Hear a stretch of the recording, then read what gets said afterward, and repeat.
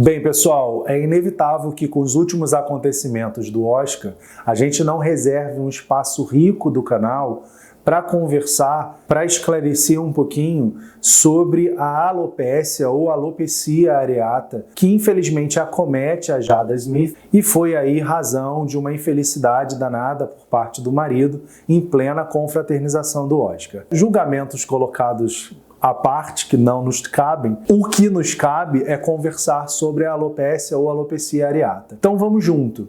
Eu me chamo Leonardo de Deus Melo, médico cirurgião geral, pós-graduado em dermatologia e em medicina estética. Quero dar as boas-vindas a você que é novo no canal e agradecer a você, fiel escudeiro, fiel escudeira, audiência fiel do canal e que responde pelo crescimento progressivo e que o torna um canal bem-sucedido a cada dia. Muito obrigado, viu? Vamos junto então conversar sobre a alopécia ou a alopecia areata.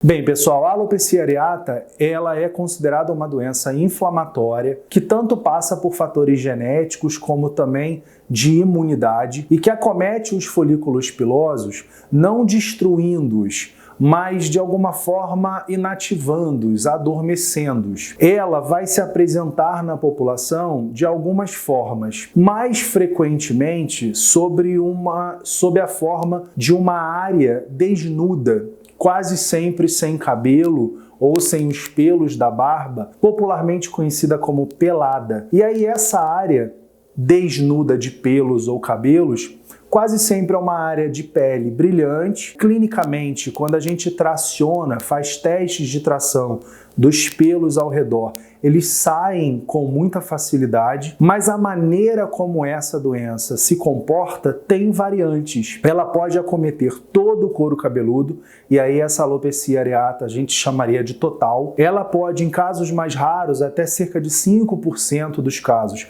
acometer todos os cabelos e pelos do corpo, e aí a gente a chamaria de alopecia areata universal. Mas o que eu acho que tem de importante aí é compreender que, lembrando que a destruição do folículo não acontece, é apenas um adormecimento, digamos assim, pelas respostas inflamatórias que o envolvem, o tratamento, que tanto pode ser localizado quanto pode ser sistêmico, e aí eu não vou aqui expor algumas drogas, porque infelizmente a gente sabe que algumas pessoas tendem à automedicação e, sem dúvida alguma, a alopecia areata é uma das condições em que eu me vejo como médico em reforçar a todos vocês a necessidade imprescindível da assistência médica especializada, regular e disciplinada. Por quê? Porque como a gente passeia ali pelo mundo da imunidade,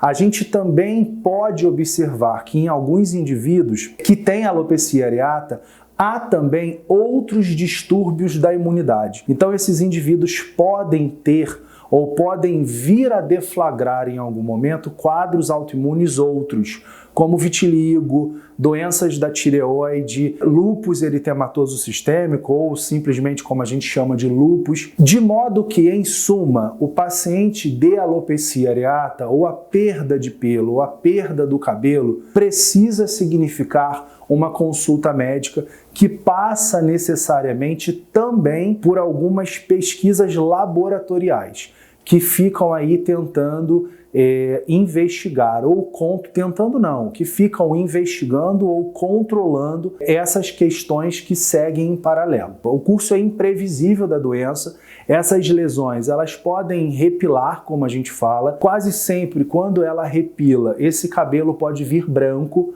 ainda sem pigmento, e aí com o tempo é que ele vai se colorindo novamente. Mais novas lesões podem acontecer, especialmente quando esse indivíduo passa por algumas situações que ou deflagram ou pioram o quadro clínico da alopecia areata. Em geral, traumas físicos, acidentes, cirurgias, traumas emocionais questões psicológicas, momentos difíceis de vida, um concurso super difícil, uma seleção de trabalho muito disputada, a perda de um ente querido, além de condições clínicas, quadros infecciosos e por aí vai. Então existem como se fossem gatilhos, né, que alimentariam o quadro clínico e piorariam a alopecia areata. De tudo, não existe uma prevenção para esse tipo de quadro. Acho que o mais importante e o que mais textos reforçam em relação a esses pacientes é a necessidade do suporte psicológico mesmo. Sair da ignorância, encarar o problema de frente, buscar grupos de pessoas que passam pelas mesmas questões,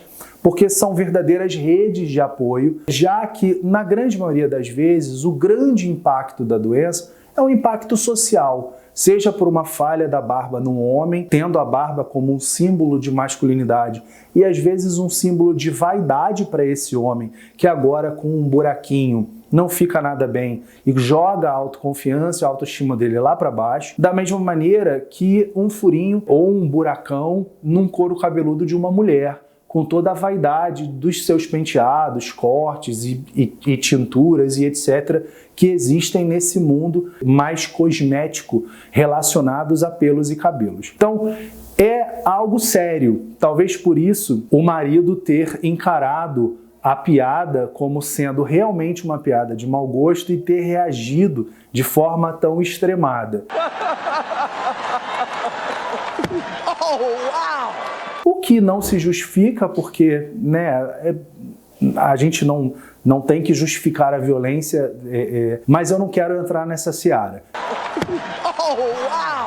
Eu só quero reforçar com vocês que, de fato, esse assunto é um assunto sério, é um assunto que demanda assistência médica, e eu acho que isso daqui que a gente está fazendo, partir para o esclarecimento, já é um ponto muito importante para a gente mudar essas histórias na nossa existência, na sociedade. Tá certo? Beijo grande, até semana que vem e juízo com a pele.